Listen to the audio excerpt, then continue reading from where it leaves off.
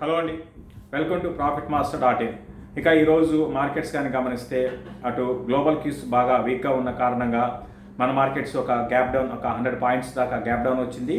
తర్వాత అక్కడి నుంచి కూడా మార్కెట్స్ ఏమాత్రం రికవరీ కాకుండా కంటిన్యూగా మనకి డే అంతా కూడా బాగా వీక్గానే ట్రేడ్ అయింది. అయితే లాస్ట్ 1 అవర్లో మరీ ఎక్కువగా ఈ సెల్ ఆఫ్ అనేది బాగా కనపడింది. అయితే చాలామంది మార్కెట్స్ ఎందుకు ఈ విధంగా పడిందని మనకి మెసేజ్లు ఆల్రెడీ ఫోన్ చేయడము, తర్వాత మెసేజ్లు చూస్తున్నామండి. ఒకటి సింపుల్, మార్కెట్లో ఇది కరెక్షన్ ఎక్స్పెక్ట్ చేసాము, బట్ ఇంత ఫాల్ ఎవరు కూడా ఊహించుండరండి. అంటే ఈరోజు ఇంత మార్కెట్స్ ఇంత పడుతుందని ఎవరు కూడా ఊహించుండరు. సో స్టాక్ మార్కెట్లో ఇటువంటి జరుగుతూ ఉంటాయి. ప్రధానంగా మార్కెట్స్ ఈరోజు పడడానికి కారణం ఏంటంటే F&O closing, future and options closing ప్రధాన కారణము. దీంతోపాటు గ్లోబల్ క్యూస్ పరంగా పెద్దగా మనకి పాజిటివ్గా లేవు. తర్వాత నెక్స్ట్ మంత్కి అటు బయింగ్ సపోర్ట్ కూడా పెద్దగా లేదండి. అంటే నెక్స్ట్ మంత్కి ఫ్యూచర్స్లో రోల్ ఓవర్ చేసుకోవడము మామూలుగా యూజువల్గా ఎట్లుంటుందంటే లాస్ట్ ఒక 3-4 నెలలుగా మనకి ప్రతి నెలలో కూడా మంచి రోల్ ఓవర్ బాగా జరిగేది, బయింగ్ సైడ్ రోల్ ఓవర్ జరిగేది. ఫ్యూచర్స్లో ఎక్కువగా పొజిషన్స్ని రోల్ ఓవర్ చేసుకునేవాళ్ళు బయింగ్ సైడ్. ఈసారి ఆ విధంగా లేదు. ఇంకా చెప్పాలి అంటే ఈసారి ఎక్కువగా ఏంటంటే షార్ట్స్ బాగా బిల్డ్ చేశారనమాట ప్రస్తుతానికి. సో దాని కారణంగా ల్యాక్ ఆఫ్ బయింగ్ ఇంట్రెస్ట్ కారణంగా మార్కెట్స్ ఒకసారి సెల్లింగ్ అనేది వచ్చింది. దీంతోపాటు టెక్నికల్గా కొన్ని ఉంటాయండి, లైక్ మార్జిన్ ప్రెషర్ కానివ్వండి, ఇటువంటివన్నీ ఉంటాయి. అంటే ఫ్యూచర్స్లో ఏమైనా పొజిషన్ తీసుకొని ఉంటే వాళ్ళు మార్జిన్ పే చేయాల్సి ఉంటుంది. ఆ స్టాక్లో ఆ ఫ్యూచర్స్లో ఆ స్టాక్లో లాస్ కానీ ఉంటే వాళ్ళు మార్జిన్ పే చేయాల్సి ఉంటుంది. మార్జిన్ పే చేయలేకపోతే ఆబ్వియస్గా ఏం చేస్తారంటే బ్రోకర్స్ ఆ పొజిషన్స్ని కట్ చేస్తారనమాట. దానివల్ల ఏంటంటే మరింత సెల్లింగ్ అనేది ఎక్కువ అవుతుంటుంది. ఇటువంటి టెక్నికల్ ఫ్యాక్టర్స్, తర్వాత గ్లోబల్ క్యూస్ కూడా మనకి ఏమాత్రం ఎంకరేజింగ్గా లేవు. సో వీటి కారణంగా మార్కెట్స్ ఈ విధంగా పడ్డాయి.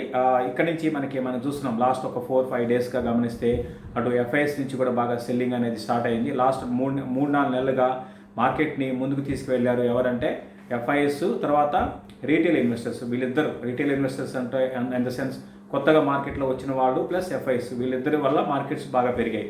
ఇప్పుడు ఏంటంటే రీటైల్ ఇన్వెస్టర్స్ కొంచెం ఇంతకు ముందులాగా అంత అగ్రెసివ్గా బయింగ్లో లేరు. అయితే అటు ఎఫ్ఐఎస్ మాత్రం బాగా సెల్లింగ్లో ఉన్నారు, అగ్రెసివ్గా సెల్లింగ్లో ఉన్నారు. కాబట్టి ఇక్కడ నుంచి మార్కెట్స్ అనేది బాగా పెరిగే అవకాశాలు పెద్దగా లేవండి. మనం 10,800 దాకా రావచ్చని జస్ట్ 4 డేస్ బ్యాక్ అనుకున్నాం. బట్ ఈ రోజే 10,800 వస్తున్నాయి అయితే నేను అనుకోలేదు. అంటే ఈరోజు ఒక 150 పాయింట్స్ అనుకున్నాను, బట్ ఈ విధంగా 300 పాయింట్స్ పైన నిఫ్టీ కరెక్ట్ అవుతుందైతే అనుకోలేదు. బట్ ఏదేమైనప్పుడు కూడా మార్కెట్స్ బాగా కరెక్ట్ అయినాయి. ఇక నిఫ్టీ పరంగా చూసుకుంటే కొంచెం పాజిటివ్గా ఉన్న స్టాక్స్ ఒక 1-2 మినహాయిస్తే అన్ని నిఫ్టీ స్టాక్స్లో నిఫ్టీలో అన్ని స్టాక్స్ వీక్గా ఉన్నాయి. ఇన్ఫ్రాటెల్, హిందుస్థాన్ యూనిలీవర్ లాంటి స్టాక్స్ పాజిటివ్గా ఉంటే అటు ఇండస్ఇండ్ బ్యాంక్ టాప్ లోజర్ ఈరోజు 490 రూపీస్ అనమాట. బజాజ్ ఫైనాన్స్ 3020కి వచ్చింది, 6%. జస్ట్ 3 డేస్ బ్యాక్ మన యూట్యూబ్ వీడియోలో చూస్తుంటే ఫాలో అవుతున్న వాళ్ళకి తెలుసు, 3,500 3,400 ఉన్నప్పుడు చెప్పాము ప్రాఫిట్ బుక్ చేసుకోమని చెప్పాము. బాగా 3,000 బిలో రావడానికి అవకాశాలు ఉన్నాయనుకున్నాము. ఇప్పుడు నేను కూడా మీది 2,800 కాదు, ఈవెన్ 2,600 లెవెల్స్ని కూడా టెస్ట్ చేసే అవకాశం ఉంది. ఇప్పుడైనా సరే ఎవరైనా ప్రాఫిట్ ఉంటే ప్రాఫిట్ బుక్ చేసుకోండి. కొత్తగా ఇమీడియట్గా కొనాల్సిన అవసరం అయితే లేదండి. మరి ముఖ్యంగా ఎన్బిఎఫ్సి స్టాక్స్ గురించి చెప్తున్నాను. తర్వాత టాటా మోటార్స్ కూడా బాగా వీక్ అయిపోయింది ఈరోజు. ఇవి టాప్ లూజర్స్ అనమాట. ఇక ఓవరాల్గా F&Oలో బాగా పర్సంటేజ్ పరంగా బాగా లూజర్స్లో కానీ గమనిస్తే ఇండియా బుల్స్ హౌసింగ్ ఫైనాన్స్ 138కి వచ్చేసింది, 8.5% ఇది కరెక్ట్ అయింది. దీన్ని కూడా చాలామంది అడుగుతున్నారండి ఈ స్టాక్ గురించి. మనం పదే ప్రాఫిట్ మాస్టర్ నుంచి పదే మనం రిపీటెడ్గా చెప్తున్నాం, అవాయిడ్ చేయమని చెప్తున్నాం. ఇప్పుడు కూడా అవాయిడ్ చేయమని చెప్తాం. యావరేజ్ అయితే చేసుకోవకండి, ఇటువంటి స్టాక్స్కి దూరంగా ఉండండి. తర్వాత స్టాక్ ఆఫ్ ది డే అని చెప్పాలంటే ఇంత మార్కెట్స్ పడుతున్నా కూడా బాగా పెరిగి అంటే 1947 రూపీస్లో క్లోజ్ అయింది అపోలో హాస్పిటల్ అండి. ఇది స్టాక్ ఆఫ్ ది డేగా చెప్పొచ్చు, 7% పెరిగింది. రీసెంట్గా 1,800 క్లోజర్ అక్కడికి వచ్చి కరెక్ట్ అయ్యేది, బట్ ఈసారి 1,800 కూడా దాటి 2,000 దాకా వెళ్ళిందనమాట ఈ స్టాకు. దీన్ని మనం గతంలో చాలాసార్లు రికమెండ్ చేశాము, ఈవెన్ వెల్త్ క్రియేటర్స్లో వాళ్ళు కూడా రికమెండ్ చేసాము, బట్ ఎగ్జిట్ కూడా చేయించామండి. 1,800 లోపలే మేము ఈ స్టాక్ని 1,820 ఆ లెవెల్లో కూడా మేము ఎగ్జిట్ అయిపోయాం, బట్ ఈ స్టాక్ అక్కడి నుంచి కూడా పెరిగింది.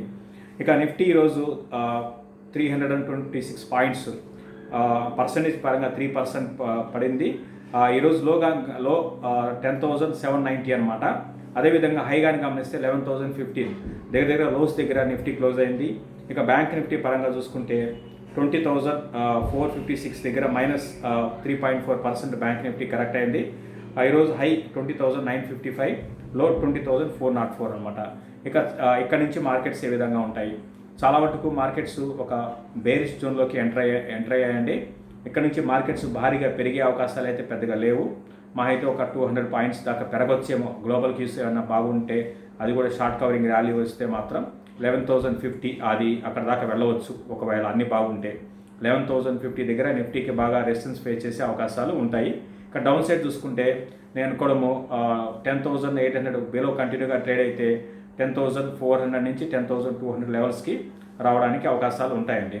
ఇక స్టాక్ స్పెసిఫిక్ చూడాలి అంటే మిడ్ అండ్ స్మాల్ క్యాప్లో బాగా ప్రాఫిట్ బుకింగ్ అనేది రావడానికి అవకాశాలు ఉంటాయి. ఇక్కడ నుంచి కాషియస్ అప్రోచ్ ప్రతి ఒక్కరు కూడా ట్రేడర్స్, మరీ ముఖ్యంగా ట్రేడర్స్ చేయాల్సి ఉంటుంది. ఇన్ని రోజులు మనం ఎవరైతే బై అండ్ హోల్డ్ చేశారో వాళ్ళకి మాత్రం అటువంటి పొజిషన్స్ తీసుకోవద్దండి. అంటే తక్కువ టైంలో షార్ట్ టర్మ్ కోసము పొజిషన్స్ తీసుకోవద్దు. కొంచెం వెయిట్ అండ్ వాచ్ దూరంలో ఉండండి. తొందరపడి షార్ట్ టర్మ్ కోసం బయింగ్ పొజిషన్స్, ఆ షార్ట్ టర్మ్ కోసము అంటే 2 రోజుల కోసము బీటీఎస్టీ బై టుడే సెల్ టుమారో ఇటువంటివి పొజిషన్స్ తీసుకోవద్దండి. కొన్ని రోజులు వెయిట్ చేయండి. బయింగ్లో ఉండే వాళ్ళు మాత్రం, అంటే ఓన్లీ బై చేసే వాళ్ళు మాత్రం వెయిట్ చేయండి. ఇంకా ఇది ట్రేడర్స్ మార్కెట్గా చెప్తాను. మరి ముఖ్యంగా షార్ట్ సెల్లర్స్కి ఇది మంచి మార్కెట్ అని చెప్తాను. ఇక్కడ నుంచి ఏమాత్రం మార్కెట్స్ 1-2 రోజులు పెరిగితే ర్యాలీస్ వస్తే ర్యాలీస్లో సెల్లింగ్ చేయమని చెప్తానండి, షార్ట్ సెల్ చేయమని చెప్తాను. వీక్గా ఉన్న స్టాకు సపోజ్ ఏదైనా పీవీఆర్ని తీసుకుందాం, ఇండిగో తీసుకోండి, ఇటువంటి స్టాక్స్ని సెలెక్ట్ చేసుకోండి. ఏమాత్రం 1-2 రోజులు పాజిటివ్గా ఉంటే వాటిలో షార్ట్ సెల్ చేయండి. సో ఈ విధంగా ట్రేడింగ్ చేయమని చెప్తాను. అంతేగాని లాంగ్ పొజిషన్స్ని ఫ్యూచర్స్లో తీసుకోవడం ఇప్పుడు కరెక్ట్ కాదండి. తర్వాత యావరేజ్ కూడా చేయకండి. ఫ్యూచర్స్లో యావరేజ్ కూడా చేయడం అనేది కరెక్ట్ కాదు. ఎవరన్నా ఫ్యూచర్స్లో లాంగ్ ఉంటే కొంచెం ర్యాలీస్ వస్తే ఎగ్జిట్ కాండి, ఆర్ స్టాప్ లాసెస్ పెట్టుకొని ఎగ్జిట్ కమ్మని చెప్తాను. ఇక మార్కెట్ బ్రెత్ కానీ గమనిస్తే ఈరోజు కంప్లీట్గా ఎన్ఎస్సిలో దగ్గరగా 182 స్టాక్స్ మాత్రమే పాజిటివ్గా ఉన్నాయి. 1326 స్టాక్స్ నెగిటివ్గా ఉన్నాయి. అంటే మనకి అర్థం చేసుకోవచ్చు ఎంత సెల్లింగ్ అనేది మార్కెట్లో కనపడిందో. ఈరోజు పాజిటివ్గా ఉన్న సెక్టర్ పరంగా పెద్దగా ఏమీ లేవండి. ఐటీ, ఆటో, ఎన్బిఎఫ్సిస్, బ్యాంకింగ్ ఇవన్నీ కూడా మనకి బాగా ఈరోజు మార్కెట్ని డ్రాగ్ చేసిన సెక్టర్లో ఇవన్నీ ఉన్నాయన్నమాట. ఇది ఓవరాల్గా మార్కెట్స్. తర్వాత నెక్స్ట్ మంత్కి రోల్ ఓవర్ కానీ గమనిస్తే ఎక్కువగా లాస్ట్ ఒక 4-5 నెలలుగా మనకి మంచి ప్రతి మంత్కి కూడా రోల్ ఓవర్స్ బాగా జరిగేవి, లాంగ్స్ బాగా రోల్ ఓవర్స్ జరిగేవి. అయితే ఈసారి దానికి ఆపోజిట్గా మనకి ఉంది. రోల్ ఓవర్స్ పరంగా చూసుకుంటే పెద్దగా రోల్ ఓవర్స్ లేవు. ఇంకా చెప్పాలి అంటే షార్ట్స్ బాగా రోల్ ఓవర్స్ జరిగాయి. కాబట్టి ఇక్కడ హయ్యర్ లెవెల్స్కి వచ్చినప్పుడల్లా కూడా బాగా మనకి రెసిస్టెన్స్ ఫేస్ చేసి నిఫ్టీ హయ్యర్ లెవెల్స్లో మార్కెట్ సస్టైన్ కాకపోవచ్చు. ఇంతకుముందు నేను చెప్పినట్టుగా 11,050 అనేది నిఫ్టీకి బాగా రెసిస్టెన్స్ అనేది ఉండవచ్చు. ఇక బ్యాంక్ నిఫ్టీ పరంగా చూస్తే నేను కూడా 21,000 నుంచి 20,800 ఆ లెవెల్స్లో బ్యాంక్ నిఫ్టీ రెసిస్టెన్స్ అనేది ఫేస్ చేసే అవకాశం కనపడుతుంది. ఇది మార్కెట్కి సంబంధించండి. ఇక రెగ్యులర్గా అడుగుతున్న స్టాక్స్ గురించి మనం ఒక 3 స్టాక్స్ తీసుకుందాము.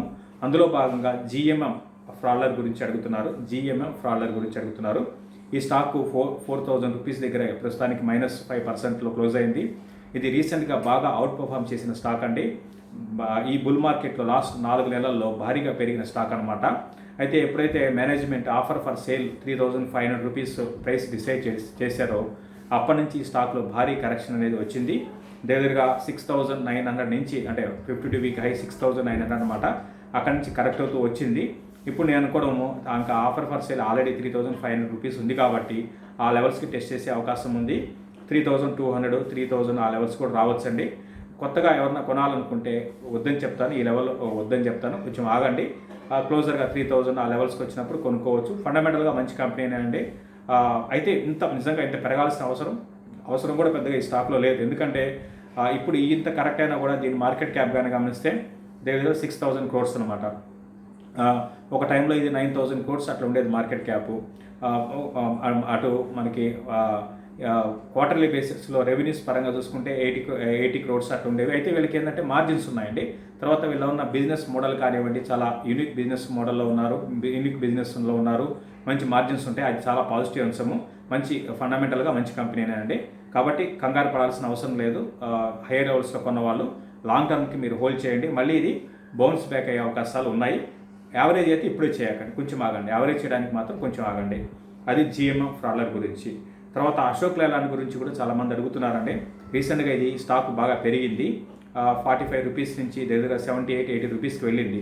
అక్కడి నుంచి కూడా బాగా కరెక్ట్ 2 డేస్లోనే మళ్ళీ ఇది 68 దాకా వచ్చింది. దీన్ని మాత్రం ఈవెన్ యావరేజ్ కూడా చేయొద్దని చెప్తానండి. నేనైతే ఆటోమొబైల్లో బాగా వీక్ ఉన్న స్టాక్ అంటే అశోక్ లైలాండ్ అని చెప్పొచ్చు, ఆ తర్వాత టాటా మోటార్స్ అని చెప్పొచ్చు, బేస్డ్ ఆన్ ఫండమెంటల్స్ అండి. కాబట్టి ఇప్పుడే యావరేజ్ అయితే చేయకండి. ఉన్న పొజిషన్స్ని ప్రాఫిట్స్లో ఎవరైనా ఉంటే ఇప్పుడు కూడా అంటే 50లో కొన్నా ఈవెన్ 60లో కొన్నా కూడా ఏమాత్రం అవకాశం వస్తే ఎగ్జిట్ కాండి, ర్యాలీస్లో ఎగ్జిట్ కాండి. మళ్ళీ ఇది ప్రైస్ కరెక్షన్ ఇంకా బాగా రావచ్చండి. ఎక్కడి నుంచి ఏంటంటే ఇంతకుముందు నేను చెప్పినట్టుగా ప్రైస్ కరెక్షన్ వస్తుంది అంటే స్టాకు బాగా పడుతుంటాయండి వితౌట్ ఎనీ రీజన్ అనమాట. కాబట్టి అది గమనించాలి. తర్వాత అదాని గ్రూప్ గురించి అడుగుతున్నారు. అంటే అదాని గ్రూప్ స్టాక్స్ని కొనుక్కోవచ్చు అని అడుగుతున్నారండి. ఓవరాల్గా అంటే గ్రూప్ పరంగా అన్ని కంపెనీస్ బాగున్నాయని చెప్పలేనండి. బట్ అదాని గ్రూప్ ఏంటంటే హై రిస్క్ తీసుకునే గ్రూప్ అనమాట. ఇది మీకు గమనిస్తే అదాని గ్రూప్లో అన్ని కంపెనీస్కి బాగా డెట్ అనేది ఎక్కువ ఉంది. తర్వాత అగ్రెసివ్గా ఉంటారండి వీళ్ళు. తర్వాత దీనికి తోడు పొలిటికల్గా ఇన్ఫ్లుయెన్స్ బాగా ఉంటుంది. అది కూడా ఈ గ్రూప్కి ఉంటుంది. అయితే మరీ ముఖ్యంగా అదాని గ్రీన్ కానివ్వండి, ఇటువంటి స్టాక్స్ని అయితే నేను సజెస్ట్ చేయను.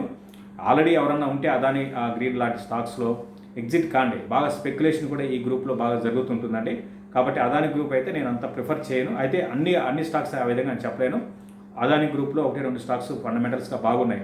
బట్ ఇప్పుడు ఈ లెవెల్లో అదాని గ్రూప్ని కూడా కొనాల్సిన అవసరం అయితే లేదు, కొంచెం ఆగమని చెప్తాను. ఓవరాల్గా ఈ కరెక్షన్ అనేది కొన్ని రోజులు కొనసాగడానికి అవకాశం ఉందండి. ఇది క్లోజింగ్ రిపోర్ట్ అండి. తర్వాత మనకి ఈ వీకెండ్ నుంచి 3 వీక్స్ కంటిన్యూగా మనకి ఫండమెంటల్ మీద మనకి వెబినార్స్ ఉన్నాయండి. దానికి సంబంధించిన ఇన్ఫర్మేషన్ అంతా కూడా కింద మెసేజ్ బాక్స్లో ఉంటుంది. ఎవరైనా ఇంట్రెస్ట్ ఉంటే ఆ మెసేజ్ బాక్స్ని మీరు క్లిక్ చేయండి. ఫోన్ నెంబర్ ఉంటుంది, కాంటాక్ట్ చేయండి.